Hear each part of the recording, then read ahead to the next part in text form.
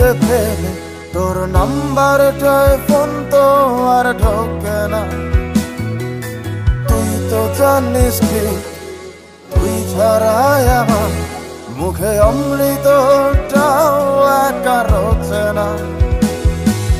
মাঝে রাতে তো SMS এর টোন আমার গভীর ঘুমটাকে আর ভাগায় না। ব্যস্ত ন করে আমার বুকের গভীরে তোর মাথা রাখা মনটাকে রাগায় না। এখন এমনি শত যন্ত্রণা এমনি করে বলি অন্য কোনো সাথীকে।